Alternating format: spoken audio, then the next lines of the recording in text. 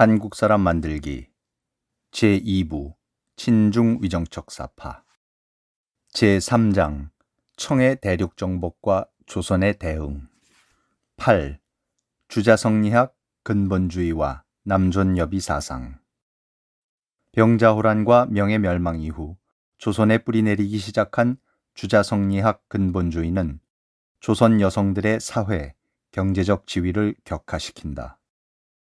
고려시대에는 물론 조선 초기까지만 해도 여성들의 지위는 상대적으로 높았다. 시집가는 대신 장가가는 전통적인 결혼제도와 가족제도, 상속제도가 여전히 유지되면서 많은 여성들이 경제권을 유지하고 있었고 오히려 남자들이 경제적으로 처가에 의존하는 경우가 많았다. 그러나 정부의 강력한 정책에 힘입어 중법제도가 뿌리내리고 남성 시족 중심의 정치, 경제, 사회, 문화 구조가 정착되면서 여성들의 지위는 낮아지기 시작한다. 조선 여성의 지위가 격하되는 결정적인 계기는 병자호란이었다. 병자호란 당시 청군의 몸을 더럽힐까봐 자결을 선택한 조선의 여인들은 수없이 많았다. 강화도의 피신해 있던 인조가 삼존도에 나가 청태종에게 항복하면서 강화도가 함락되자 수많은 여인이 바다에 몸을 던졌다. 당시의 상황을 여인들의 머릿수건이 바다에 떠 있는 것이 마치 연못 위에 낙엽이 바람을 따라 떠다니는 것 같다고 할 정도였다. 그러나 많은 여인들은 침략군들에게 겁탈당하고 포로로 잡혀서 만주와 몽골로 끌려가 첩이나 노예로 끔찍한 삶을 살아가야 했다. 이들 대부분은 다시는 고향 땅을 밟지 못했다. 소수지만 구사일생으로 도망치거나 몸값을 치르고 풀려나와 고향으로 돌아온 환향녀들도 있었다. 그러나 극한적인 상황을 극복하고 고향과 가족의 품으로 돌아온 이들을 기다린 것은 멸시와 냉대, 차별뿐이었다. 대부분의 조선의 남성들은 여인들이 온갖 고초를 겪고 간신히 살아 돌아오자 이들을 지켜주지 못한 것에 대한 죄책감을 느끼거나 감싸주기는커녕 대부분 정절을 지키지 못하고 살아 돌아온 것을 질타하였다. 신풍부원군 장유는 1605년 향시에 장원을 하고 1609년 문과에 급제하여 우의정에 오른 조선 중기의 명신이자 효종의 장인이었다. 그의 딸은 복림대군과 결혼하여 풍한 부부인에 봉해지고 선양에서 8년간 볼모 생활을 하고 귀국한 후 소현세자가 급사하고 복림대군이 효종으로 즉위하면서 왕비가 된 인선왕후다. 그의 아들이자 인선왕후의 오빠 장선징은 승지를 지낸 한이겸의 딸과 결혼하였다. 장선징의 아내 한씨는 강화도가 함락되면서 청군의 포로로 잡혀 심양에 끌려갔다 속환되어 돌아왔다. 그러자 장유는 예조의 다음과 같은 청원을 한다. 외아들 장선징이 있는데 강도에 변해 그의 처가 잡혀갔다가 속환되어와 지금은 친정 부모 집에 가 있다. 그대로 배필로 삼아 함께 선조의 제사를 받들 수 없으니 이혼하고 새로 장가들도록 허락해달라. 그러자 장유의 사돈 한이겸 역시 자신의 딸이 포로로 잡혀갔다가 속환되어 왔는데 사위가 다시 장가를 들려고 한다며 원통함을 호소한다. 예조는 인조에게 다음과 같이 제안한다.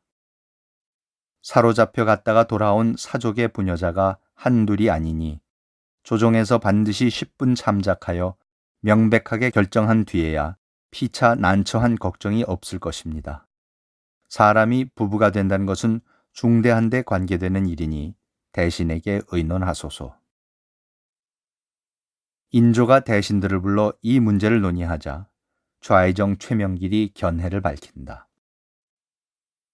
사로잡혀갔던 부녀자에 관한 일에 대해서 지난해 비국의 계사 중에는 옛 일을 인용하여 증명하면서 끊어버리기 어렵다는 뜻을 갖추어 전달하였으며 상께서도 별도의 전교가 계셨습니다.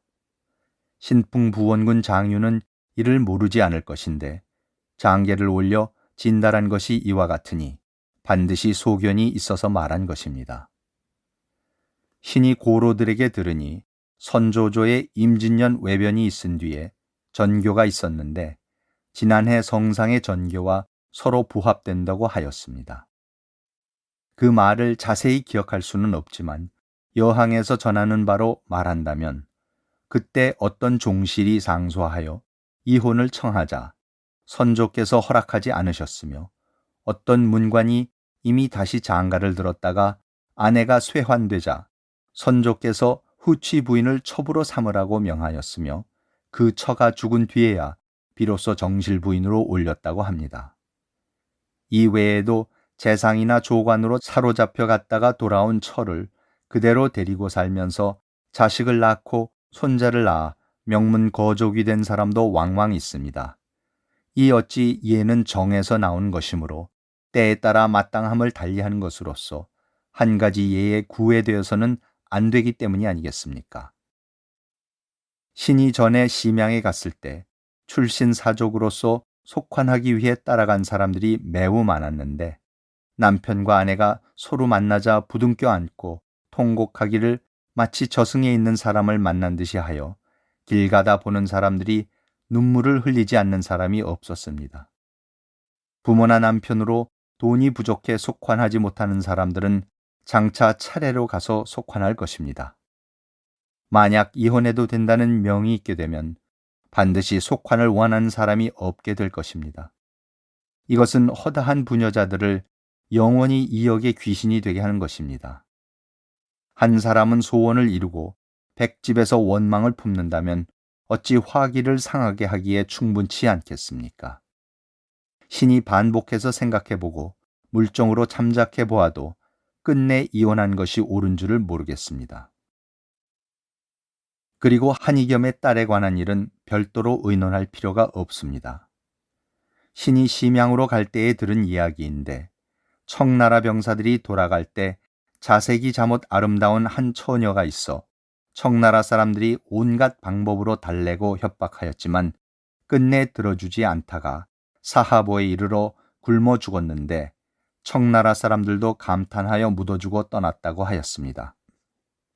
또 신이 심양에 관사에 있을 때 한 처녀를 값을 정하고 속하려고 하였는데 청나라 사람이 뒤에 약속을 위배하고 값을 더 요구하자 그 처녀가 돌아갈 수 없음을 알고 칼로 자신의 목을 찔러 죽고 말았습니다. 이에 끝내는 그녀의 시체를 가지고 돌아왔습니다. 가령 이 두 처녀가 다행히 기한 전에 속환되었더라면 반드시 자결하지는 않았을 것입니다. 비록 정결한 지조가 있더라도 누가 다시 알아주겠습니까? 이로써 미루어 본다면 전쟁의 급박한 상황 속에서 몸을 더럽혔다는 누명을 뒤집어 쓰고서도 밝히지 못한 사람이 얼마나 많겠습니까? 사로잡혀간 부녀들을 모두 몸을 더럽혔다고 논할 수 없는 것이 이와 같습니다. 한이겸이 상언하여 진달한 것도 또한 어찌 특별히 원통한 정상이 있어서 그런 것이 아니겠습니까?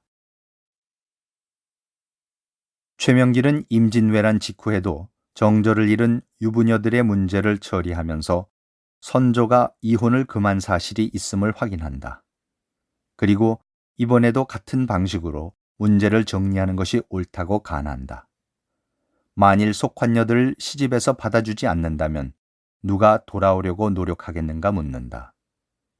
수많은 조선의 여인들이 전쟁의 급박한 상황 속에서도 정절을 지키려고 목숨을 끊었고 포로로 잡혀가서도 정절을 끝까지 지킨 경우가 많은데 확인할 방법도 없는 상황에서 몸을 더럽혔다는 누명을 씌워 모두 이혼한다는 것이 과연 옳은 일이냐고 따진다. 인조는 일단 최명길의 손을 들어주어 장유의 아들이 한이겸의 딸과 이혼한 것을 불허한다. 그러나 실록은 곧 이어 다음과 같이 기록하고 있다. 그러나 이 뒤로는 사대부집 자제는 모두 다시 장가를 들고 다시 합하는 자가 없었다. 즉 조선의 양반 남자들은 속환녀들을 모두 내쳤다. 그 이유는 사신의 코멘트에서 볼 수 있다. 사신이란 실록을 적고 있는 사관을 뜻하는데 조선 왕조실록은 경우에 따라 이들의 개인적인 견해도 적도록 허락하였다. 사신은 논한다. 충신은 두 임금을 섬기지 않고 연려는 두 남편을 섬기지 않으니 이는 저리가 국가에 관계되고 우주의 동량이 되기 때문이다. 사로잡혀 갔던 부녀들은 비록 그녀들의 본심은 아니었다고 하더라도 변을 만나 죽지 않았으니 절의를 잃지 않았다고 할 수 있겠는가. 이미 절개를 잃었으면 남편의 집과는 의리가 이미 끊어진 것이니 억지로 다시 합하게 해서 사대부의 가풍을 더럽힐 수는 절대로 없는 것이다. 최명길은 삐뚤어진 견해를 가지고 망령되게 선조 때의 일을 인용하여 허니하는 말에 끊어버리기 어렵다는 의견을 갖추어 진달하였으니 잘못됨이 심하다. 당시의 전교가 사책에 기록되어 있지 않아 이미 증거할 만한 것이 없다. 설령 이런 전교가 있었다 하더라도 또한 본받을 만한 규례는 아니니 선조 때 행한 것이라고 핑계하여 오늘에 다시 행할 수 있겠는가. 선정이 말하기를 절의를 잃은 사람과 짝이 되면 이는 자신도 절의를 잃은 것이다 하였다. 절의를 잃은 부인을 다시 취해 부모를 섬기고 종사를 받들며 자손을 낳고 가세를 잇는다면 어찌 이런 이치가 있겠는가. 100년 동안 내려온 나라의 풍속을 무너뜨리고 삼한을 들어 오랑캐로 만드는 자는 명길이다. 통분함을 금할 수 있겠는가. 몇 주 후에 부제학 이경여 등이 다시 다음과 같은 상소를 올린다. 포로로 잡혀갔던 여자들은 본심이 아니었으니 그들에게 목숨을 버려 죽지 않은 것을 책할 수는 없다 해도 남편의 집안에서 볼 때 이미 대의가 끊어진 것이니 어찌 강제로 다시 결합하게 하여 사대부의 가풍을 더럽힐 수 있겠습니까? 국가에서 그렇게 하는 것이 비록 그들이 의지할 데 없음을 가엾게 여겨 제 살 곳을 찾게 하고자 한 것이지만 보고 듣는 이들이 의혹하여 원근이 떠들썩하니 풍속을 해침이 작지 않습니다. 비록 일제히 이혼하게 하는 것은 불가하더라도 재취하거나 그대로 데리고 살거나 하는 것은 마음대로 하게 하는 것이 마땅할 것 같습니다. 송시열 역시 효종에게 바친 기축봉사에서 이 문제를 논한다. 신은 또 상고하건대 정자가 이르기를 실절한 여자를 취하여 배필로 삼으면 이는 벌써 자신이 실절한 것이다 하였습니다. 정축년 별난 초에 실절한 부인을 그 남편으로 하여금 버리지 못하게 하였으니 이는 실절을 가르친 것입니다. 법을 의롭게 제정했다 하더라도 오히려 악이용될까 걱정인데 이런 식으로 법을 만드니 어떻게 백성을 방지하겠습니까? 삼가 듣건대 장선징 집에 실절한 부인의 소생이 있는데 상신이 그와 혼인을 의논했다 하니 추잡함이 막심합니다. 대신이 이와 같기 때문에 조정이 날로 격화되고 임금의 위세가 날로 강화되니 매우 두렵습니다. 장선징은 부인 한씨와의 사이에 아들이 있었다. 그 소생은 필시 병자호란 이전에 태어났을 것이니 실절하기 이전의 일이었다. 그러나 송시열은 그 후에 실절한 한씨 부인의 소생이라고 하여 혼사가 오고 갔다는 사실 자체를 추잡하다고 한다. 9. 양주일기의 기록. 그런데 실제로 당시 청해 군사들이 조선 여인들의 정조관념에 대해 어떻게 생각하고 있었는지를 보여주는 중국 측 기록이 있다. 청이 베이징에 입성한 이후에도 곳곳에서 청에 반대하는 세력들이 계속 저항한다. 그중 양쯔강 하류의 대도시 양저우는 남명 황제 홍광제에 충성하는 군사들이 지키고 있었다. 양주 공략을 맡았던 누르하치의 15번째 아들 예친왕 도도는 양주를 본으로 삼기 위하여 함락 직후 주민 학살령을 내린다. 1645년 5월 20일 성이 함락되면서 시작된 학살은 10일간 이어졌다. 이 당시 학살에서 구사일생으로 살아남은 왕수초는 당시의 경험을 양주 11기라는 글로 남겼다. 이 글은 당시의 참상을 적나라하게 묘사하고 있으며 훗날 청말기에 순원 등이 반청 정서를 일으키기 위하여 널리 보급하면서 유명해졌다. 그런데 이 글에 놀라운 구절이 나온다. 청의 군사들은 사람들에게 자주 말했다. 우리가 고려를 정복했을 때는 수만 명의 여자를 포로로 잡았다. 그러나 그중 단 한 명도 정조를 잃지 않았다. 그런데 중국 같은 대국 여자들은 어찌 이리 수치심을 모르는가. 조선 여성들의 정조관은 병자호란 때 조선을 유린한 청의 병사들에게도 강한 인상을 남길 만큼 철저한 것이었다. 수없이 많은 여성들이 강에 몸을 던지고 불 속에 뛰어들고 절벽에서 뛰어내리고 칼로 자신을 찌르면서 정절을 지켰다. 그들을 겁탈하려던 침략군이 놀라고 기옥할 정도였다. 그러나 조선의 남자들은 이 여인들을 속박하고 천시하고 버린다.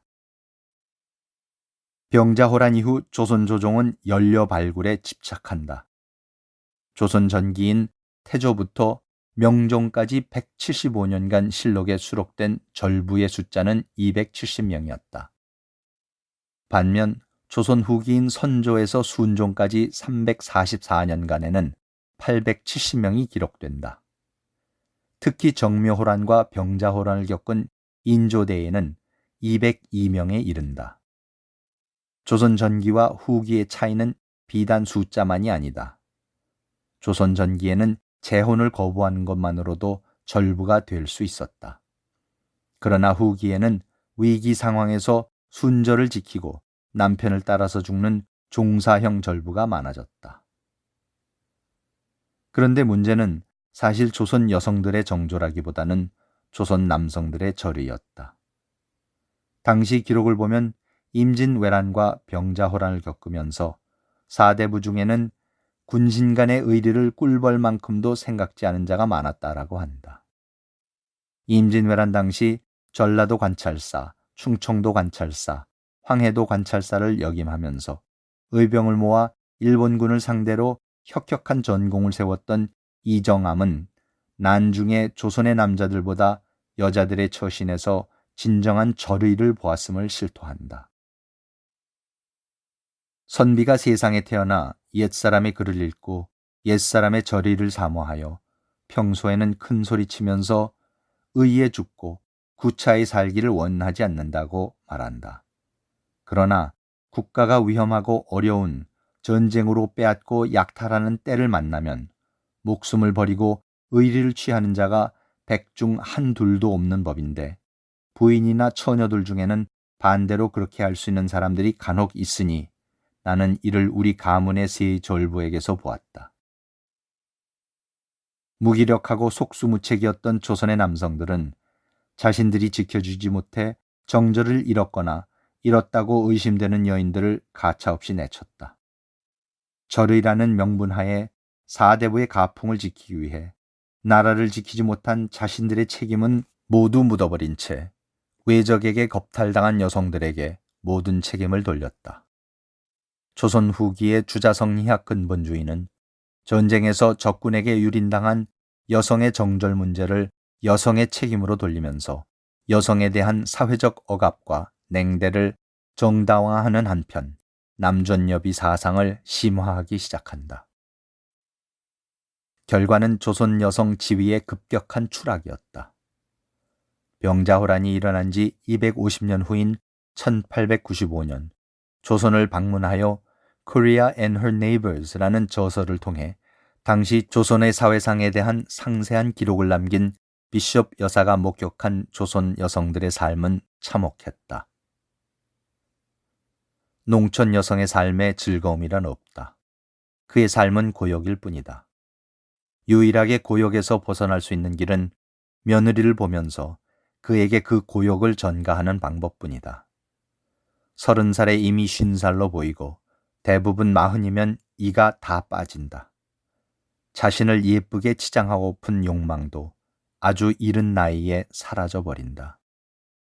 그의 생각이 반복되는 일상에서 벗어나는 일은 거의 없지만 있다면 땅과 하늘에 수없이 많이 살고 있다고 믿는 유령들에게 치성을 드려야 하는 여자의 특별한 의무를 수행할 때뿐이다.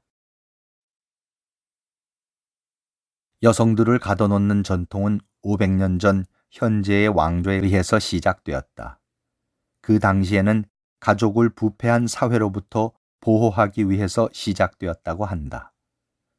그 전통이 오늘날까지도 지속되고 있는 것은 한 조선 사람이 허버 존스 씨에게 솔직히 털어놓았듯이 조선 남자들이 자신들의 부인을 믿지 못해서라기보다는 서로를 믿지 못하기 때문이라고 생각된다.